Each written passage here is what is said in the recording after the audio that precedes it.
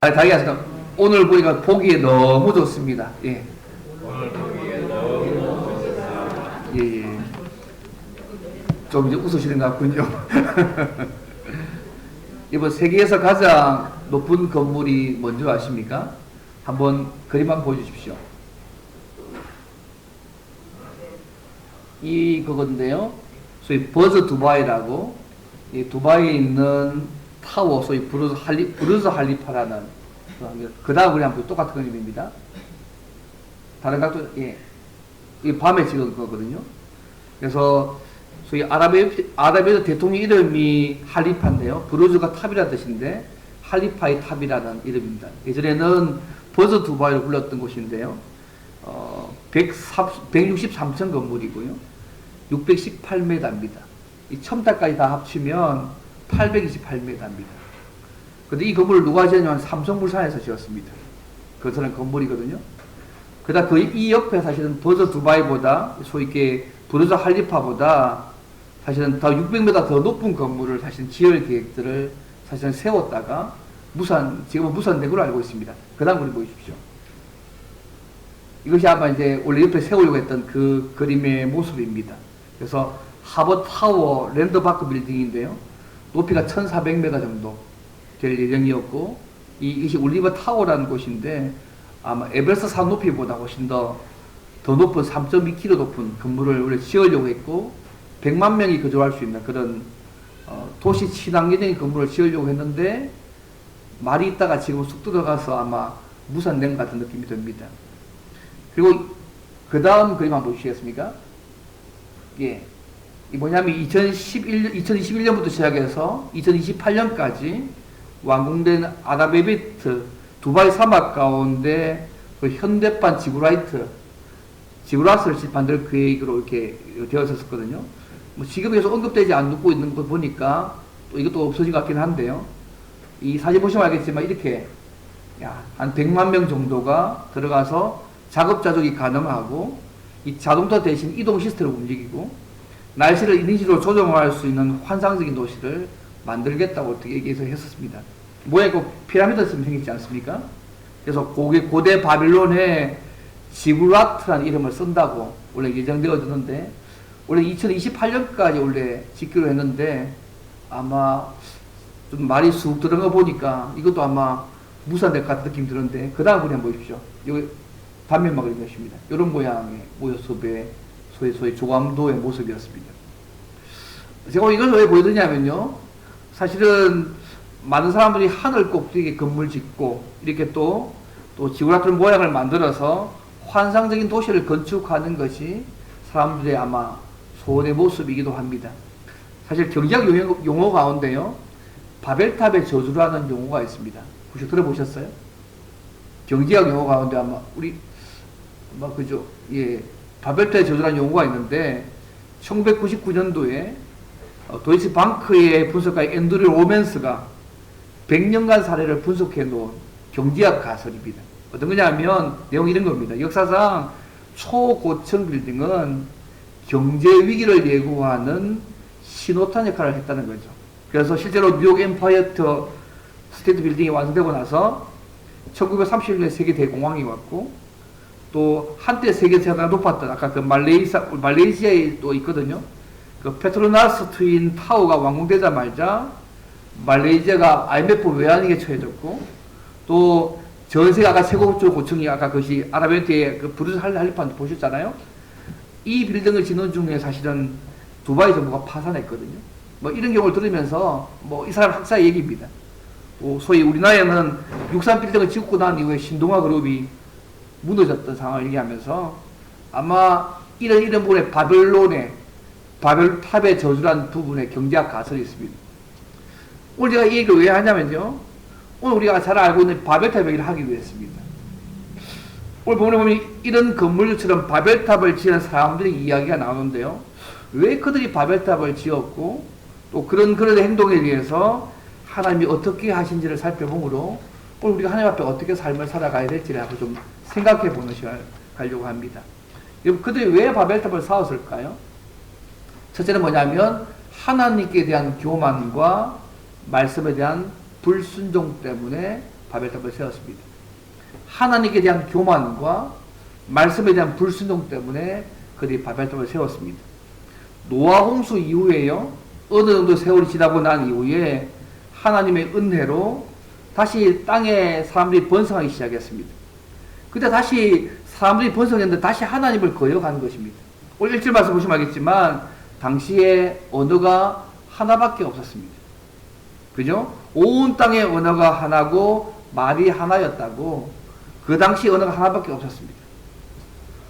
근데 그 땅에 충만히 거하라는, 그죠? 생육하고 번성하고 땅을 정복하라는 이 명령에 따라서 그들이 거처를 동방으로 계속 옮기다가요, 시날 평지라는 곳에 만나서는 거기에 정착했다고 2절에 말씀합니다. 그죠? 보시면 옮기다, 그죠? 시날 평지를 만나서 거기서 거류했다고 말씀을 하고 있습니다. 시날 평지가 어디냐면요, 지금 보통 지금의 이라크 지역, 소위 유프라테스 강하고 티그리스 강 사이에 비옥한 어떤 메소포타미아 앞에 수메르 지역, 예전에 그 지역부터 얘기합니다. 나중에 이 수메르 지역을 바벨론이라 불렀고요, 지금 오늘날 이라크 지역에 해당되는 지역입니다. 어쨌든 이 지역에 보니까 땅이 너무 좋은 거예요. 비옥한 땅이라는 생각을 들어서 새로운 정착지를 찾았던 사람들 눈에 딱 띈 것입니다. 그래서 언어가 통하잖아요. 단일 언어를 사용했는데, 단일 언어를 통해서 의사소통하는 것 자체가 하나님을 잘 섬기는 목적이 아니라요, 하나님의 명령을 거부하는 배경이 됩니다. 이번 3절 4절 보시면요, 그들이 벽돌을 만들어서 성읍과 탑을 쌓기 시작했다고 말씀합니다. 돌 대신에 벽돌을, 진흙 대신에 역청을 사용해서 그들의 성읍과 탑을 쌓기 시작합니다. 사실은 이것은 굉장히 획기적인 일이거든요. 그 당시까지는 어떻게 됐냐면, 어떤 건물을 짓기 위해서는요, 돌을 쌓고 그 사이에 진흙을 발라서 건축했습니다. 그게 이제 신기 쉬운 거예요. 벽돌을 찍어서 구워내면서 소위 성읍과 탑을 쌓기 시작한 것입니다. 기술이 신문명인데, 신문명 기술 가지고 한 일이 뭐냐면, 그들이 원하는 성과 탑을 쌓는 일에 이 기술을 사용하고 있는 것입니다. 당시 바벨론 지역에는요, 돌이 많지 않았습니다. 대신 점토 진흙이 많아가지고 벽돌을 구워서 건축에 사용했다고 얘기합니다. 이때부터 아마 벽돌을 건축하는 부분들이 아마 시작됐다고 보통 이야기를 합니다. 특히 4절 말씀 보시면 성읍과 탑을 건설하자 이렇게 말씀하고 있잖아요. 쉽게 오늘 얘기하면 도시 건설하자는 얘기입니다. 도시를 건설하고 탑을 세우자는 것입니다. 근데 원문에 보면요, 그들의 초점이 성이 아니었습니다. 도시가 초점이 아니고 탑이 초점이었습니다. 도시를 건설하고 특별하게 탑을 세우자고 그들이 말하고 있습니다. 특별히 하늘에 닿을 때까지 중단하지 않고 끊임없이 탑을 세우려고 했습니다. 4절 말씀입니다. 그럼 왜 그들이 하늘에 닿을 때까지 탑을 세우는 목적이 뭘까요? 오늘 말씀에 두 가지로 말씀합니다. 첫째는 뭐냐면 우리 이름을 내고, 두 번째는 뭐냐면 온 지면에 흩어짐을 면하자는 것이, 그들이 하늘에 닿을 때까지 탑을 짓는, 도시를 건축하고 하늘에 닿을 때까지 탑을 건설하는 이유였습니다. 그래서 우리 이름을 낸다는 것은요, 쉽게 말씀드리면 홍수 가운데 구원해 주셨던 하나님의 은혜를 잊었기 때문에 이렇게 말하고 있는 것입니다. 하나님의 영광 대신에 오히려 자기 영광을 위해서 살겠다는 것입니다. 지금 홍수가 나고 난 이후에 살아남은 사람들이 보이잖아요. 그러면 하나님 은혜를 기억하고 이제 하나님을 위해서 삶을 살아가야 될 것인데, 그 명령의 땅에서 이주하다가 좋은 땅이 있으니까 거기서 신기술을 개발해서 이제는 그 도시를 짓고 성을 사는 목적이 뭐냐 하면, 첫째 모습이 우리 이름을 내는 것입니다. 그들을 구원하신 하나님의 은혜를 잊어버리고 하나님의 영광을 드러내는 것이 아니라 자기 이름을 내기 위해서 일을 하고 있는 것입니다. 그래서 고대 알렉산드리아의 필로에 의하면요, 이 바벨탑을 쌓는데 사용된 벽돌마다요, 쌓는 사람의 이름을 적었다는 기록이 있습니다. 벽돌 하나마다 쌓는 사람 이름을 적었다는 그런 기록이 필요한 철학자의 책에 그렇게 나와 있습니다. 단순히 명예 없고 유명해지겠다는 말이 아닙니다, 여러분. 이제 하나님이 기준이 아니고 인간 자신이, 내 자신이 기준이 되는 자율적인 삶을 살겠다는 것입니다. 처음 아담이 그랬듯이요. 사람들 자신들이 하나님처럼 그렇게 되고자 살고자 하는 그 욕망이 바벨탑의 사건의 중요한 부분입니다. 그리고 온 지면에 흩어짐을 면하자, 두 번째 모습이잖아요. 하나님의 뜻과 정반대되는 삶을 살겠다는 것입니다. 여러분, 하나님이 이 땅에 어떻게 말씀하셨습니까? 생육하고 번성하여서 땅에 충만하라고 창세기부터 말씀하셨습니다. 그리고 노아 홍수 이후에도 똑같게 말씀하셨습니다. 다시는 홍수로 심판하지 않을 것이라고 무지를 들어서 그 약속하신 거 믿지 않겠다는 것입니다. 처음에 하나님께서 인간을 창조하셨을 때 생육하고 번성하고 땅에 충만하라고 말씀하셨지 않습니까? 노아 홍수 이후에 똑같았습니다. 8명 남은 사람들에게 동일한 주어진 명령을 주셨습니다. 근데 그들의 말은 뭐냐면 하나님이 흩어지라고 하는데 못 흩어지겠다는 거죠. 왜 그들이 왜 이렇게 할까요? 그 당시에 흩어지는 것은 때론 위험을 각오하는 일입니다. 말씀에 순종하지만 유목민 사이에서 계속 돌아다녀야 되는 거기 때문에 위험을 각오하는 거거든요. 함께 뭉쳐서 이렇게 살면 안전을 도모할 수 있잖아요. 하나님 명령하셨지만 지금 좋은 땅 발견했고 좋은 신기술을 만들어서 벽돌 구워서 육청 사용해서 건물을 쌓아올 수 있는 기술이 되어졌으니까 이제는 우리 스스로 안전을 해보겠다는 것입니다. 명령의 정령으로 거부한 얘기입니다. 그래서 그들이 시작한 것이 하늘에까지 닿는 성읍과 탑을 쌓는 것이었습니다.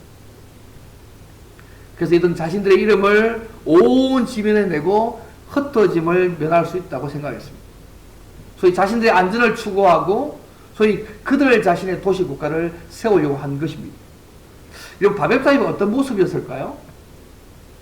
보통 아벨탑은요, 고대 최초의 통일제국을 만든 니무롯이라는 사람에 의해서 보통 만들어졌다고 얘기합니다. 이 니무롯이요, 그 노아의 아들 가운데 함의 자손이었거든요. 그 세상에서 첫 용사였습니다. 그래서 그 사람을 통치할 때 바벨, 소위 엘렉, 아카드, 그리고 신할 땅의 모든 종족들의 그의 통치가 미쳤습니다. 그래서 1세기 요세프 같은 사람은요, 이 니무롯이 대홍수에 대비해서 물이 미칠 수 없을 정도의 높은 삽을 쌓으려 했다고. 그리고 그 제단 정상에는 하나님 대신에 이 엄청난 역사를 일으킨 그 니무롯 자신을 숭배하는 제단이 있었다고 요셉에서 그렇게 이해합니다. 그리고요, 500년의 역사가 헤로도트라는 사람의 기록에 의하면 이 바벨탑이 붕괴고 나서요, 1000년의 세월이 지나고 난 이후에 기원전 600년 전에 느부갓네살 왕이 고대 바벨론의 영광을 재현하기 위해서 바벨탑 재건하기 위해서 폐허로 변한 바벨탑 위에서 바벨탑을 복원했다는 기록이 있습니다. 그래서 그가 직접 새 바벨탑을 목격했고 이 새 바벨탑이 니무롯 시대의 도안을 그대로 따랐다고 그렇게 소위 헤로도토스 역사 기록에 나와 있습니다. 그래서 유프라테스 고해 지역의 고대 도시 가운데 바벨론의 에테만 앙키라는 그 지역에 그 지구라트를 지어가지고 이 바벨탑으로 알려져 있다고 얘기합니다. 그래서 그 기록에 보면요, 이 건축물이 서로 맞물리는 8개 층으로 되어 있고 주위 꼭대기 나선의 길이 있고 그 꼭대기에 거대한 바벨론 신전을 지었다고. 그래서 이 고대 바벨론을 재건하기 위해서 8,500만 개의 벽돌을 사용했고 높이가 91m 됐다고 얘기합니다. 이렇게 하니까 뭐 이제 그림 한번 보십시오. 그림 만들어봤습니다. 이건 중세시대 그림인데요. 중세시대에 생각했던 그림의 모습의 부분이 중세시대에 생각했던 그림의 모습입니다. 소위 이게 보시면 앞에 그림이 브레킬이라는 사람이 지었던 바벨탑 모습이 상상을 벌인 것입니다. 실제는 아니고 그 다음 걸 보시죠. 이것도 중세시대 때 그렸던 건데요. 소위 루카스 반 발겐보라는 사람이 지었던 바벨탑을 상상을 벌인 그림입니다. 실제 보지 않고. 그 다음 그림 보십시오. 그와 비슷한 것이 실제로 지은 것이 뭐냐면 그 니무르 지구에 있는 지구라시입니다. 이 중세 시대의 바벨과 좀 모습이 비슷하지 않습니까? 예. 그리고 그다음 보십시오. 이것이 아까 말씀드렸던 소위 고대 그 바벨론에서 그 바벨탑 터 위에 지었던 모습의 소위 헤로도토스 기록에서 예상됐던 그때 모습 이렇게 지었을 거라는 모습의 기록입니다. 그 다음 보십시오. 이런 모습입니다. 그래서 아마 바벨탑이 무너진 그 터 위에 다시 소위 이제 600년 후에 지었던 새로 지었던 모습이 이런 모습이었을 거라고 그 헤로도토스 기록에 따라서 대충 예상했던 모습이 이 모습입니다. 어제 제가 이것을 말씀을 드린 이유가 뭐냐면요. 1913년에 독일의 한 고고학자가요. 이 고대 바벨론으로 추정되는 이라크 바그다드를 탐사하는 중에요. 소위 기원전 229년에 새겨진 점토판을 발견합니다. 그래서 느부갓네살이 바벨탑을 제거하려고 했고 바벨탑에 구체적인 규격들이 이렇게 그 판에 설명이 되어 있었다고 보도 얘기합니다. 그 이후로 바그다드로 많은 고고학자가 갔었거든요. 그래서 이 현장에 쇠기 문자가 생긴 명판을 또 발견했는데 느부갓네살이 이 바벨탑을 제거했다는 것을 다시 발견하고요. 그래서 아까 벌써 이 장소를 고대 바벨탑이 세워진 터로 보통 이야기합니다. 더 재밌는 것은 뭐냐면 79년 사담 후세인이요. 고대 바벨탑을 재건하겠다는 의지로 바벨탑을 제거하고 사실은 선언했거든요. 그런데 그가 이제 실각되니까 이 계획이 잠정 중단된 거로 제가 들었습니다. 그래서 이다카 지역에 소위 이렇게 후세인이 관광 목적으로 보고난 많은 지구라들이 남아있거든요. 근데 수천 년 전에 만들어진 이 벽돌 한 장마다 뭐가 되냐면 자기 섬겼던 수호신의 이름인 말둑신이 새겨져 있었던 부분들을 우리가 그렇게 볼 수 있다고 합니다. 왜 올려서 제가 보냐면요. 바벨탑 보면 어떨까? 대부분의 고고학설이 얘기하는 것이 뭐냐면 당시 바벨탑은 이 지구락 같은 신전의 모양과 같을 것이라고 보통 추정합니다. 한번 그 다음 보여주십시오. 이런 모양의 부분들을 얘기합니다. 그 다음 뒤에 보십시오. 이 실제 모습이 그 정사실인데요. 어쨌든 단순한 탑이라기보다는 아까 보신 게 뭐냐면 아브라함의 고향 울에서 발견된 지구라스의 모습이었거든요. 앞에 모습이. 근데 이게 설계 도면의 모습입니다. 그래서 단순한 탑이라기보다는 이쪽에 제단의 일종으로 그 꼭대기에는 월신 소위 나나신을 섬기는 제단이 있었을 거라고 보통 생각합니다. 그래서 이 지구라 신전이요. 쉽게 하면 노아 홍수 이후에 생겨난 인간의 반역 행위의 모습의 한 부분인 거죠. 하나님처럼 되고자 하는 인간의 교만, 동시에 하나님과 상관없이 내 뜻대로 살겠다는 인간의 불순종의 합작품이 바벨탑이라고 보통 이야기합니다. 그래서 왜 하나님이 왜 바벨탑을 싫어하실까? 하나님께 대한 교만에 대적하는 교만의 모습이 있고요. 동시에 말씀에 순종하지 않은 불순종이 포함되어 있기 때문에 하나님이 이 바벨탑의 의도와 목적을 아시니까 싫어하셔서 하나님이 이번에 건드리시는 것입니다. 많은 학자들이요, 바벨탑을 지을 당시에 노아가 아직 살아 있었다고 얘기합니다. 그런 얘기 들어보셨습니까? 보도 많은 학자들 주장하기를 바벨탑을 지을 그 당시에 아마 노아가 살아 있을 것이라고 보도 이해하거든요. 이번 창세기 9장 28절 보세요. 보시면 노아가 홍수 후에 몇 년을 사냐면 350년을 더 삽니다. 창세기 9장 28절 보시면 노아가요 홍수 이후에 350년을 더 삽니다. 그리고 10장에 보시면 노아의 후손들의 족보가 나오거든요. 5절, 25절, 30절 보시면 세상과 나라가 나뉘어졌다는 표현이 나옵니다. 보통 이 10장 이 사건을요, 바벨론 사건을 통하여 사람들이 흩어지게 된 것을 보통 의미하는 것으로 보통 해석합니다. 바벨탑 사건을 통해서 소위 방언도, 족속도, 나라도 나뉘어졌다고 보통 얘기하고 있는 것이죠. 근데 이 일이 언제 벌어지냐면 노아가 살아있을 때, 아마 노아의 밑에 손자들 벌었을 때 이 일이 벌어진 것으로 보통 이야기합니다. 그래서 이 바벨탑 사건은요, 홍수 심판으로 하나님의 은혜로 구원받은 그 인간들이 또 타락해가지고 하나님을 떠난 상태가 되었음을 보여주는 사건입니다. 여러분, 홍수로 세상을 완전 정리했지 않습니까? 이제 노아와 8 식구만 남았습니다. 숫자가 더 많아졌거든요. 또 그들의 모습이 뭐냐면 하나님께 대한 교만하고 말씀에 불순종하는 모습으로 타락해가는 모습으로 그 사건이 바벨 사건입니다. 홍수를 한번 정리했는데 사람의 본성이 안 바뀝니다. 이번 노아가 살아있을 때에 바벨탑이 발생했다는 사실이 뭘 의미하는 것 같습니까? 노아가 죽은 것도 아닙니다. 노아가 살아있는 동안에 이 바벨탑 사건이 벌어졌습니다. 노아의 후손들이 어느 지에 옮기다가 시나 평지에서 하나님께 대한 교만함과 말씀에 대한 불순종의 모습을 보였다는 것입니다. 아마 노아와 그의 시돌 식구는요, 이 사건을 잘 알았을 거예요. 하나님의 은혜와 왜 이를 보이셨는지 잘 알았을 것입니다. 그런데 노아의 후손들에게 점점점 퍼져가면서부터요, 이런 하나님의 은혜와 구원에 대한 말씀들이 그대 자손들에게까지는 잘 전달되지 않은 것 같습니다. 구원받은 하나님의 은혜를 받았음에도 불구하고 여전히 홍수를 구원받았잖아요. 그 8식구 중에서 계속 인구가 불어나지 않습니다.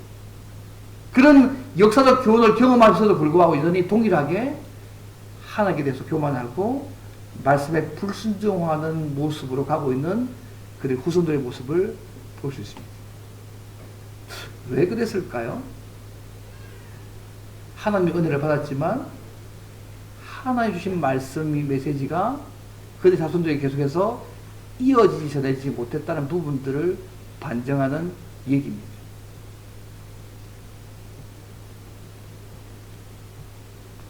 우리 굉장히 중요한 것 같아요. 왜냐하면 바벨탑은요, 가장 큰 의미가 뭐냐면 인간이 하나님께 대해서 이제 교만했다. 동시에 하나님의 말씀에 대해서 불순종한 사건이 바벨탑 사건입니다. 이번 교만이 뭘까요? 쉽게 말하면 하나님 없이도 우리가 잘 살 수 있다. 내가 잘 살 수 있다 생각하는 거, 그거 교만 아니겠습니까?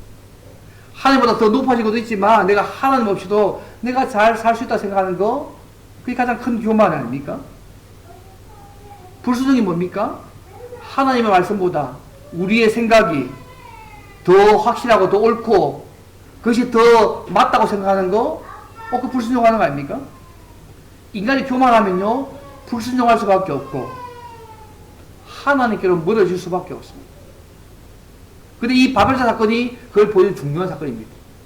노아 홍수의 그 큰 은혜를, 구원의 은혜를 그 가족과 구속이 경험했음에도 불구하고 그 은혜가 지속되지 못한 것입니다. 더 타락했습니다. 노아가 살아있는 그 당시에 이런 타락한 사건이 일어났다는 부분 자체가 여러분 놀랍지 않습니까? 노아가 죽은 것도 아닙니다. 여러분 살아있습니다. 그 후손 가운데 이 일들이 계속해서 벌어지고 있는 것입니다. 아직까지 그 은혜를 경험하고 있는 그들이 경험하고 남아있는 그 상황에서 일이 이제 벌어진 것이죠. 그 유발 하라리의 사피엔스라는 책이 있습니다. 제가 복잡한 얘기 많이 하는데 그죠? 그 책 한번 읽어보셨습니까? 아마 정우삼이 읽어보셨을 건데 그죠? 그 책에 보면 이 저자가 이제 인류는 영원한 젊음을 얻고 창조와 파괴라는 신의 권능을 가질 만한 만반의 태세를 갖추었다고 얘기합니다. 그 근거를 뭐냐면 생명공학, 인공지능, 나노기술 등의 과학혁명 때문에 인간이 이제는 더 신과 같은 막강한 부분을 가졌다고 얘기합니다. 근데 많은 학자들이요, 반대로 얘기합니다. 인류가 이 길로 계속 간다면 환경오염이나 자연 고갈로 인해서 전 생태계 존립을 위협받을 수 있다고 반대로 얘기합니다. 그 사람 그 다음 책이 뭔지 아시지 않습니까? 그거 들고 보셨습니까? 호모데우스, 신이 된 인간. 인간이 신이 됐다는 그 책 그 다음 책이 쓰지 않습니까? 그죠? 예. 뭐 어떻게 말하든지 간에 그죠? 인간이 아무리 높아도 하나님처럼 하늘에 닿을 수는 없습니다. 사실 바벨탑 사건은요, 하나님께 대한 교만의 모습이고 그분의 말씀에 정면으로 도전하는 사건이 바벨탑 사건의 중요한 부분입니다. 사랑하는 여러분, 왜 그들이 바벨탑을 쌓았는지를 기억하시면 좋겠습니다. 하나님에 대한 교만과 하나님의 말씀에 대한 불순종 때문에 그들이 바벨탑을 쌓았습니다. 혹시 여러분 가운데 하나님 없이도 내가 잘 살 수 있다고 생각하는 교만을 가지지 않으시면 좋겠습니다. 내 삶에 하나님 없어도 괜찮아. 하나님 없어도 내가 잘 살 수 있다고 생각하는 그런 교만의 생각을 가지 않으면 좋겠습니다. 내가 하나님의 말씀보다 우리의 생각이 더 확실하다, 맞다, 그렇게 생각하는 그런 불순종의 삶을 살지 않으시면 좋겠습니다. 바벨탑이 그거 아닙니까? 하나님께 대한 교만이고 말씀에 대한 불순종이잖아요. 근데 오늘 언제 우리의 삶 가운데 그럴 수 있는 위험이 많지 않습니까? 제발 하나님 그렇게 답답한 소리 하지 말라고, 말씀대로 살면 세상 지정을 너 모른다고 말하지 않습니까? 그렇습니까?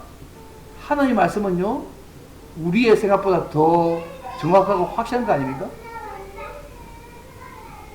우리의 생각이 하나님 말씀보다 더 앞서 있으면, 더 맞다고 생각하면 그게 불순종인 것이죠. 이 바벨탑 사건이 그때 벌어진 거 아니겠습니까? 혹시 오늘 우리의 삶 가운데 우리에게 이런 바벨탑을 쌓는 사람들의 마음 같은 것이 있지 않으면 좋겠습니다. 교만과 불순종은요, 우리를 하나님께로부터 멀어지게 만드는 중요한 부분입니다. 이번 하나님을 떠나서 다른 우리의 다른 안전장치가 없습니다. 이번 우리의 안전장치가 무엇입니까? 우리를 안전하게 보호하는 장치가 뭐라 생각하십니까? 하나님 맞습니까? 아니면 다른 무엇입니까? 바벨탑은요, 또 다른 의미로 하나님 위에 다른 안전장치를 찾은 거잖아요. 신기술로 도시 지어서 탑을 쌓아서 우리가 견고하게 안전을 도모하고 살아가는 부분들, 하나님께 대한 교만을 하시면서 동시에 말씀에 불순종하면서 자신의 안전을 도모한 사건이 바벨탑 사건입니다. 근데 오늘 우리의 삶 가운데요, 하나님께 안전 찾지 아니하고 다른 무엇으로 우리의 안전을 찾으려고 할 수 있습니다. 돈이 될 수도 있고요, 오늘 유명 계속해서 과학기술이 될 수도 있고요, 어떤 나라가 될 수도 있고요, 다른 무엇이 될 수도 있습니다. 어떤 것도 하나님 위에 다른 안전장치 이런 거 없습니다. 하나님만이 유일한 우리의 안전장치가 되시는 분임을 말씀하고 있습니다. 그분의 말씀 순종하는 위험을 거는 거잖아요. 그 당시에 돌아가야 되니까요. 누가 공격할지 안전하지 못한 삶을 살아가야 되는데 얼마나 불안합니까? 근데 탑을 지어 놓으면, 도시 지으면 얼마나 안전합니까? 그 인간의 생각이었거든요. 하나님은 달랐습니다. 말씀 이렇게 얘기합니다. 하나님 말씀에 순종하는 거, 신앙생활 착실하게 하는 거 정말 중요하지만 세상에서 가장 중요한 일들을 다 마치고 나서 해야 되는 거 아니냐고 얘기합니다. 어떻게 생각하십니까? 아무리 은혜를 크게 경험했어도 하나님의 말씀이 계속해서 우리 속에 가까이지 않으면 신속하게 하나님을 떠날 수도 있다는 걸 잊지 않으시면 좋겠습니다. 그것이 바벨탑 사건이 보여준 중요한 부분입니다. 노아 왕소의 큰 은혜를 경험했음에도 불구하고 그들의 자손이 이렇게 신속하게 타락해서 바벨탑을 짓고 있습니다.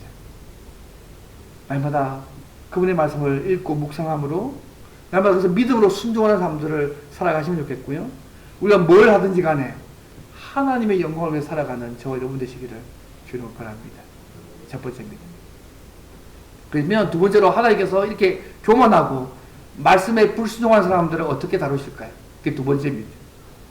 찾아오셔서 징계와 심판하시고 계속 당신의 뜻을 이루어 가십니다. 사람들이 딱 거역해서 그죠? 그 일을 막는 것을 보여도 하나님이 찾아오셔가지고 그 반역하는 분을 징계와 심판하시고 계속 당신의 뜻을 이루어 가시는 하나님이 우리 하나님이십니다. 인간의 모든 방법 쓸모없게 만드시는 것이죠. 이게 하나님 하신 중요한 부분입니다. 오늘 보면은 언어를 혼잡하게 하셔서 심판하시고 온 지면에 흩어지게 해서 말씀대로 이시는 하나님의 모습을 보여주고 있습니다. 여호와께서 그들이 쌓고 있는 바벨탑을 보시려고 내려오셨어요. 그 원인과 그 이후의 결과들을 판단하고 일종의 분석을 하셨습니다. 5절 6절 말씀입니다. 이렇게 된 원인이 뭐냐면 그들이 한 족속이고 언어도 하나이기 때문에 일인이 벌어졌다고 생각하셨습니다. 그래서요, 그들이 언어도 한 족속이고 언어도 하나이기 때문에 이런 식으로 계속 나가면 막을 수 없는 상황까지 갈 수 있다고 하나님이 판단하셨습니다. 여기 6절 말씀 보십시오. 여호와께서 이르시되 이 무리가 한 족속이요 언어도 하나이므로 이같이 시작하였으니 이후로는 그 하고자 하는 일을 막을 수 없으리라고 말씀하셨습니다. 그래서 하나님 결론 내리시기를 어떻게 하냐면 그들의 언어를 혼잡하게 해서 서로 알아듣지 못하게 하셨습니다. 실절 말씀입니다. 결국 서로 말이 통하지 않아가지고요, 그들이 흩어질 수밖에 없었고 도시를 쌓는 거 중단될 수밖에 없게 된 군이 8절까지 말씀입니다. 그리고 그 이름을 바벨이다. 그리고 혼잡, 혼란한 이름을 거지게 이름을 붙이셨습니다. 여호와께서 거기서 시계면 하나님께 교만하고 불순종해서 만든 그들의 그 장소에서 온 땅의 언어를 혼잡게 하셔서 그들을 온 지면에 흩어버리셨습니다. 그들은 자기 이름을 내리고 있잖아요. 그런데 하나님이요, 결국 그들은 바벨이라는 이름을 얻게 됩니다. 이번 타락의 이 결과는 이때부터요, 한 언어에서 다양한 언어로 바뀝니다. 여러분. 한 인종에서 다양한 인종으로 퍼지기 시작합니다. 한 문화에서 다양한 문화로 바뀌기 시작합니다. 한 하나님에서 잡다한 신을 섬기는 모습으로 확대되어가는 부분이 이 바벨탑의 중요한 큰 어려움이 분기점이 됩니다. 결국 바벨탑을 사는 인간의 이 반역이요, 언어를 혼잡게 하시는 하나님의 심판으로 결국 물거품이 되어 버리고 맙니다. 그들은 온 지문을 흩으셔서 생육하고 번성하여 땅에 충만하는 하나님의 뜻을 이루어가도록 만들어 가시는 그 하나님의 모습들이 구절까지 모습이 중요한 부분입니다. 그 인류학자 가운데요, 조지 스타인이라는 사람이 있는데요, 바벨탑이 이루한 책을 적었는데 그 책에서 이 사람이 각 언어마다 유사한 발음의 언어가 있는 것이 뭐냐 하면 원래 하나였던 언어가 혼란을 겪고 흩어져서 생긴 것이기 때문에 아마 인류가 한 언어를 사용한 증거라고 이렇게 그 책에서 그렇게 이야기합니다. 어쨌든 이런 인간들을 흩어버리시는 거, 여러분 심판입니까 은혜입니까? 은혜입니다. 징계하시지만 심판하시지만 하나님의 은혜입니다. 만약 그냥 계속 내버려 주셨다면 그냥 망하기로 가는 것입니다. 그런데 하나님께서 이런 징계와 심판을 내리셔서라도 인간들을 바르게 인도하시고 있는 모습이 언어를 혼잡게 하셔서 흩으시는 하나님의 모습입니다. 혹시 우리의 삶 속에도요, 이 바벨탑을 쌓고 있는 사람들처럼 교만과 불순종의 모습이 있다면 우리 하나님께서 우리를 흩으셨더라도 우리를 당신의 바른 길로 인도하실 것이고 당신의 뜻을 이루어 가실 것입니다. 아무리 사람들이 그렇게 해도 하나님 당신의 뜻을 이루어 가실 것입니다. 자, 성도 여러분, 인간이 아무리 교만해서 하나님을 대적하고 하나님의 말씀을 거역한다고 해서 하나님의 뜻이 좌절되지는 않습니다. 믿으십니까, 여러분? 믿으십니까? 예. 아무리 인간이 교만해서 하나님을 대적하고 하나님의 말씀을 거역한다고 해서 하나님의 뜻이 좌절되는 것은 아닙니다. 인간이 끊임없이 하나님을 대적하고 거역해도 하나님은 당신의 뜻을 이루어 가시고 완전하게 성취해 가시는 분이십니다. 결국 바벨탑을 쌓아서 하나님께 교만하고 하나님의 명령을 거역하려는 불순종한 그들을 언어를 혼잡게 하셔서 그들이 다시 하나님의 말씀대로 생육하고 번성하고 땅을 정복하며 살도록 만들어 가신 분이 우리 하나님이십니다. 이번 스바냐 3장 9절 이런 말씀이 있습니다. 모든 열방이 깨끗해지는 입술로 주님을 섬길 것을 예언한 구절이 스바냐 3장 9절에 나왔습니다. 이렇게 되어 있습니다. 그때에 내가 여러 백성의 입술을 깨끗하게 하여서 그들이 다 여호와 이름을 부르며 한 가지로 나를 섬기게 하리. 이 예언이 언제 성취된 줄 아십니까? 부분적으로 지금 이 바벨론에 있던 언어를 혼잡 이 심판이요, 오순절 성령께서 임재하셨을 때, 강림하셨을 때 각 나라의 언어가 소통이 되어져서 각 사람이 남국 방언으로 복음을 듣게 하심으로 전 세계에 들지 하셨습니다. 요한계시를 보게 되면 이제 하나님 말씀으로 하나가 되어져서요, 하나님이 원하시는 새로운 세상을 만들어가는 세상을 살 수 있게 하셨습니다. 더 나아가서 요한계시 보시면요, 각 나라와 족속과 방언에서 하나님과 어린 양의 구원하심을 찬양하는 모습으로 더 최종적으로 완성되어져 갑니다. 언어의 나눠짐이 언어 하나 되어서 하나님을 하나님께 불순종하고 교만하는 것이 아니라 이제는 한 언어가 통일되어져서 복음을 증거하고 그 하나님을 찬양하는 모습으로 바뀌어질 날들을 바라보고 있다는 것입니다. 한 가지 얘기만 하고 마치겠습니다. 그림 하나 보여주시겠습니까?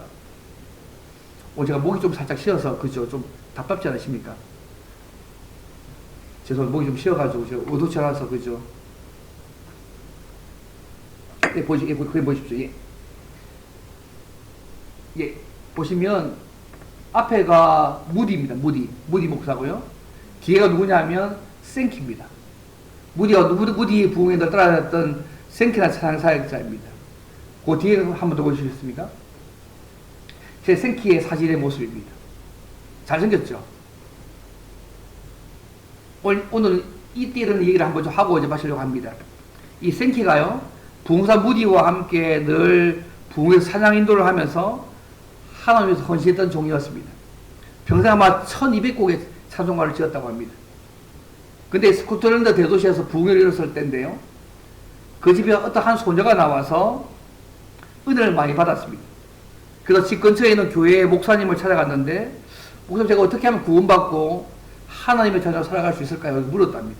그때 그 목사님이 네가 말씀을 읽고 기도하면 하나님께서 네 앞길을 인도해 주실 거야. 이 소녀가 하는 말이 뭐냐면, 목사님 저는 글을 못 읽습니다. 성경 읽고 기도하면 인도해 준다고 하니까 자기 글을 못 읽는다고. 근데 목사님이 걱정하지 말라고. 내 모습 그대로 오면 주님이 너를 받아주시고 은혜를 베풀어 주실 거라고. 그 말을 했습니다.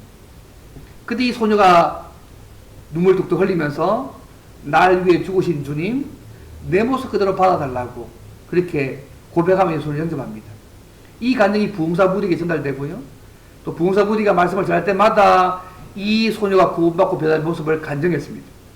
그리고 생키가 이때 상을 잡고 찬송하고 우리하는 것이 뭐냐면 나 주의 도움받고자 합니다. 그래서 많은 사람들이 불려지게 되었습니다. 근데 그 이후에요, 시간이 흘고 나서 이 예수 믿은 소녀가요, 자기 집에서 하숙하던 구두 고치는 사람과 결혼했습니다. 근데 그 남편이요, 예수를 안 믿는 거예요. 예수를 믿으라고도 거부하고 성경서도 던져버리고 찢어버리고, 이 남편이 예수께 돌아오지 않는 것입니다. 세월이 흘러서 남편의 병이 깊어져서 병원에 입원하게 됩니다. 그래서 이 소녀가 계속해서 남편에게 찾아가서 복음을 전합니다. 병중에 있는 남편에게 성경 이야기도 들려주고, 그 다음 자기의 삶이 고백된 찬송가 가사 들려줍니다. 날 위해 죽으신 주님 그대로 받아달라고 그걸 알려줍니다. 근데 그 가사를 연중에 남편이 갑자기 반응하기 시작합니다. 이 가사를 내가 직접 보고 싶다고. 그래서 그 가사를 읽는 가운데 이 구절이 자기의 마음 담았답니다. 날 위해 죽으신 주 날 받아주소서. 이런 찬송 가사가 확연히 뜨는 곳입니다. 그 자리에서요, 이 남편이요, 오랫동안 예수를 믿지 못했는데 그 찬송가 가사 한마디에 예수를 영접합니다. 두 주의 이 남편이요, 집으로 돌아옵니다. 병이 더 나아서 돌아온 게 아니고 병원에 있으면 소용없으니까 돌아옵니다. 그래서 두 주의 집에 와서 날 위해 죽으신 주 날 받아라고 이렇게 찬양한 이 찬송가를 2시간 동안 쭉 반복해서 부르다가 숨을 거두고 천국 갑니다. 제가 오늘 얘기를 왜 하면요, 이 바벨탑 사건을 잘 모습 보십시오. 자기 이름을 내는 거잖아요. 우리가요, 예수 안에 있으면 하나님께서 하늘 생명책에 우리 이름을 기록하실 것이고요, 하나님 높여주실 것입니다. 그건 하나님이 높여주셔야 되는 거잖아요. 내가 한다고 되는 문제가 아니거든요. 여러분, 아브라함이 기억나세요? 하나님이 내가 너를 높이시잖아요. 하나님이 높이시는 거잖아요.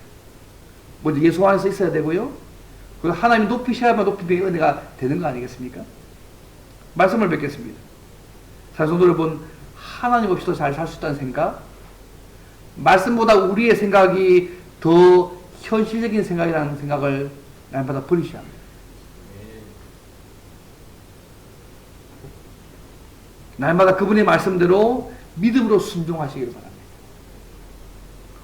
혹시 여전히 바벨탑을 쌓은 이 사람들처럼 하나님의 이름이 아니라 나의 이름을 내고 하나님의 명령을 거역하는 불순종하는 삶을 계속 살려고 한다면 우리 하나님은 우리를 때려서라도, 당신의 자녀니까요, 우리가 그분의 말씀대로 살도록 만들어 가실 것입니다.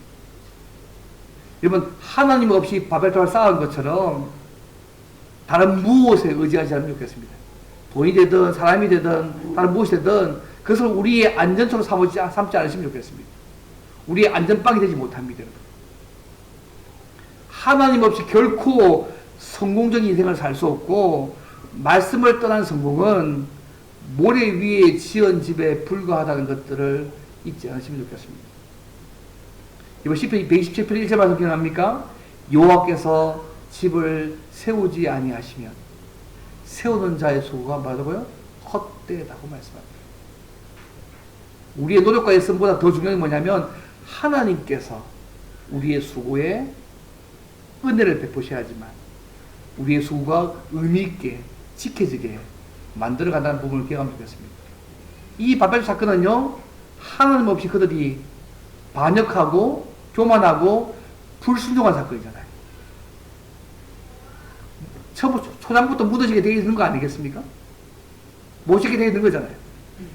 그러나 하나님과 함께 하는 그 삶은 그분께서 책임져 가시는 것입니다. 그래서 날마다 그분의 말씀을 우리가 묵상하고 겸손하게 그 말씀에 순종하고 믿음으로 날마다 그 말씀 위에 굳게 서고 날마다 우리 입술로 주의 복음과 말씀을 증거하고 날마다 하나님께 영광 돌리면서 주의 뜻을 이루어가는 삶들을 살아가는 저와 여러분 되면 좋겠습니다. 그래서 바벨 사건이 주는 교훈은 이것입니다. 하나님 말씀대로 믿고 순종하고 주의 뜻대로 삶을 살아가는 것입니다. 그러면 하나님께서 우리의 삶들을 책임져 주실 것입니다. 그래서 날마다 그 삶을 통해서 주의 뜻을 이루어가고 주님의 기쁨이 되어가는 저와 여러분 되시기를 주님을 바랍니다. 오늘 말씀 함께 기도하면서 하나님만 신뢰하며 따라가게 도와주십시오. 하나님보다 더 높아지는 교만하지 않게 도와주시고 말씀대로 순종하는 삶 살게 도와주십시오. 내가 하나님 없이 잘 살 수 있다는 생각들을 버리게 도와주셔서 철저하게 하나님을 의지하고 믿음으로 순종하게 도와주십시오. 더 나아가서 그분 말씀대로 순종할 뿐만 아니라 주의 복음을 증거하며 주의 뜻을 이루어가는 삶들을 잘 살아갈 수 있도록 도와달라고 은혜 베풀어달라고 이제 동서 함께 기도하겠습니다. 아버지 감사합니다. 오늘도 주님을 구합니다. 오늘도 붙잡아 주옵소서. 주님 앞에 서게 도우시고 내게 도와